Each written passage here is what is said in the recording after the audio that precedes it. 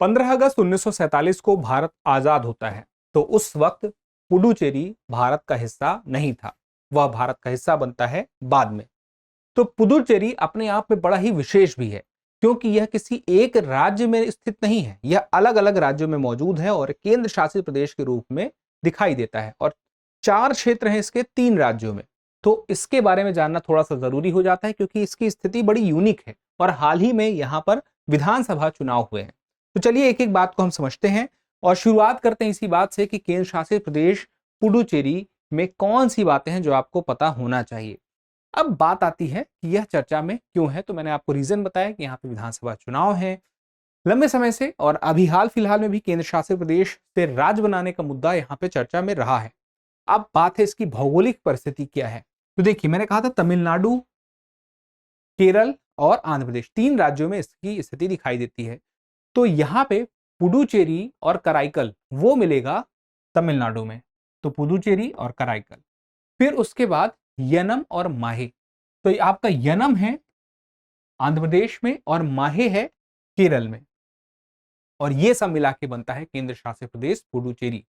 2006 में इसका नाम पुडुचेरी पड़ा। याद रखिएगा कि 2006 में इसका नाम पुडुचेरी पड़ा। उसके पहले क्या नाम था इसका? पांडुचेरी। और पांडुचेरी नाम कहां से आया? फ्रांसीसियों के माध्यम से आया, क्योंकि 17वीं शताब्दी से यहां पे क्या चल रहा था? फ्रांसीसियों ने अपनी कॉलोनी बना ली थी, क्योंकि फ्रांस की भी अपनी ईस्ट इंडिया कंपनी थी, डच भी यहां पे आए, ब्रिटिश भी आए। फिर उसके बाद फ्रांसीसियों का शासन रहा भारत की आजादी के बाद भी। फिर उसके बाद 1 नवंबर 1954 को यह डी फैक्टो, यानी कि हम कह सकते हैं एक व्यवहारिक रूप से भारत का हिस्सा बन गया। तो भारत का हिस्सा कैसे बन गया? उसमें भारत के संविधान का भी बड़ा रोल था, कि भारत के संविधान का अनुच्छेद 2 कहता है कि भारत की सीमा के बाहर के जो क्षेत्र हैं उन्हें भारत में शामिल किया जा सकता है। और अनुच्छेद 3 ये कहता है कि नए राज्यों को बनाया जा सकता है, पुनर्गठन किया जा सकता है, उनकी सीमा को बदलाव किया जा सकता है। और इस हिसाब से ये सब 2 और 3 के आधार पे ये हमें दिखाई देता है पुडुचेरी, जो 4 अलग अलग क्षेत्रों में मौजूद है। अब बात आती है इसके बारे में कि यहाँ पे प्रशासन कैसे है। देखिए, राष्ट्रपति जो केंद्र शासित प्रदेश है, राष्ट्रपति का शासन है, और वो शासन किनके माध्यम से होता है? वहां पर जो लेफ्टिनेंट गवर्नर होंगे या उपराज्यपाल होंगे उनके माध्यम से।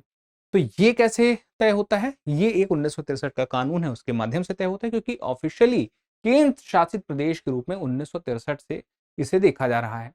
तो अनुच्छेद 239 से 242 के जो संविधान का भाग 8 है, वहां पे यूटी का प्रावधान है, और यूटी का प्रशासन राष्ट्रपति चला रहा है।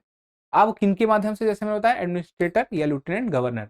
अब यहाँ पे कई राज्य हैं जहाँ पे नहीं है, उनमें से एक और है, लद्दाख भी है, वहां पे भी विधानसभा नहीं है। कहां कहां है? दिल्ली में है, जम्मू कश्मीर में है और पुडुचेरी में। हालांकि इन तीनों ही विधानसभाओं की शक्तियों में अंतर भी है, वो भी आपको पता होना चाहिए, वो भी मैं आपको बताऊंगा। अब पुडुचेरी को विधानसभा दी क्यों गई? देखिए, बड़ा कारण तो ये था कि फ्रांस ने पहले ही वहां पे रिप्रेजेंटेटिव असेंबली बनाई हुई थी, तो उसको बस भारत ने आगे बढ़ा दिया और वहां पे अब विधायिका मौजूद है।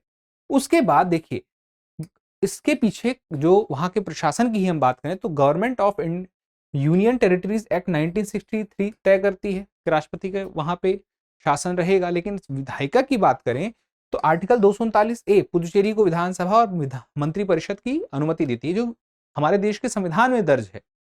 तो 239A और 239AA किसके लिए है? दिल्ली के लिए है।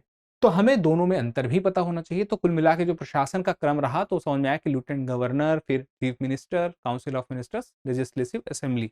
अब यहाँ पे राज्य सूची और संवत्ति सूची, इन पर कानून बना सकते हैं यहाँ की जो विधायिका है, क्योंकि 7वीं अनुसूची में 3 सूचियां हैं। अब यहाँ पे केंद्र सूची में तो नहीं बनेगा, इन दोनों पे बना सकते हैं। लेकिन अगर कहीं क्लैश हुआ कानूनों में तो आमतौर पर भी हम जानते हैं कि जो केंद्र का कानून है उसे माना जाता है। और ये बात आर्टिकल 246(4) में भी तय कर दी गई है। केंद्र शासित प्रदेश पुडुचेरी के मसले में भी हमें ये पता रहेगा कि केंद्र का कानून हावी रहेगा। अब एलजी और मुख्यमंत्री के बीच में शक्ति का संतुलन, जैसे दिल्ली और मुख्यमंत्री और एलजी के बीच में देखें तो यहाँ पे वो संतुलन की बात आती। तो 2019 में जब एक कोर्ट का फैसला जब आया था जिसमें कहा गया था कि एलजी को मंत्रिपरिषद की सलाह माननी होगी, हालांकि उसके बाद कुछ और फैसले भी आए, लेकिन अभी हम देखते हैं पुडुचेरी और दिल्ली। पुडुचेरी कहीं कहीं पे लिखा मिलेगा, कहीं कहीं पे पुडुचेरी, तो पुडुचेरी हम बोलेंगे। तो पुडुचेरी और दिल्ली, आर्टिकल 239A 239A, विधानसभा की शक्ति कहां पे ज्यादा है? पुडुचेरी के पास है। क्यों है? देखिए, पुलिस, फिर उसके अलावा जमीन, और उसके अलावा कानून व्यवस्था, इन तीनों की शक्ति, इन पर कानून बनाने की शक्ति या इन पर अधिकार पुडुचेरी विधानसभा के पास तो है, दिल्ली विधानसभा के पास नहीं है। और यहां पे जो प्रतिबंधित विषय हैं वो ये आपको पता रहे, और एलजी की भूमिका जो है पुडुचेरी में तो सीमित है, कुछ मामलों में मजबूत हो जाती है दिल्ली के मामले में, और ये आपने खबरों में तो सुना ही होगा। फिर यहाँ पे हम पुडुचेरी और बात करें किसकी? जम्मू कश्मीर की। तो ज्यादा कहां पे विधानसभा की शक्ति है? पुडुचेरी में है, जम्मू कश्मीर में कम है। उसके पीछे के कारण है, पुलिस और पब्लिक ऑर्डर की शक्ति विधानसभा के पास तो है, पर यहाँ पे जम्मू कश्मीर के एलजी के विधानसभा में, मतलब एलजी के पास है, विधानसभा के पास नहीं है। फिर बात की जाए फाइनेंशियल बिल की, तो यहाँ पे नहीं है। सामान्य के लिए पुडुचेरी में तो है व्यवस्था, लेकिन जम्मू कश्मीर में फाइनेंशियल बिल के लिए अनुमति एलजी की जरूरी है, पुडुचेरी में नहीं है। मतलब सामान्य है कि वहां पे सीधे तरीके से पेश किया जा सकता है। अब यहां पे देखिए, निष्कर्ष की बात करें तो पुडुचेरी भारत का एक यूनिक यूनियन टेरिटरी है। तो एक बड़ी अड़चन कहा जाता है कि इसे राज्य के रूप में दर्जा न देने की बड़ी वजह ये भी है।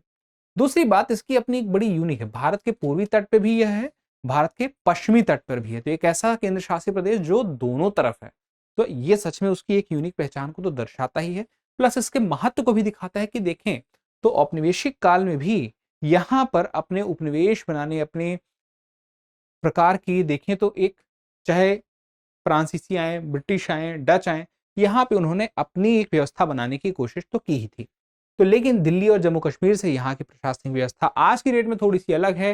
विधायिका की शक्ति कम या ज्यादा है, तीनों में अंतर है, लेकिन ये बात तो स्पष्ट है कि बाकी दो राज्यों, इन केंद्र शासित प्रदेशों के, हम राज्य नहीं बोलेंगे, केंद्र शासित प्रदेश की, इन्हीं की तरह इसके पास भी बाकी की केंद्र शासित प्रदेशों की तुलना में क्षमता अपने आप में बड़ी मजबूत हो जाती है, क्योंकि यहाँ पे लोगों के द्वारा चुनी गई विधानसभा के सदस्यों की एक पूरी टीम काम कर रही है।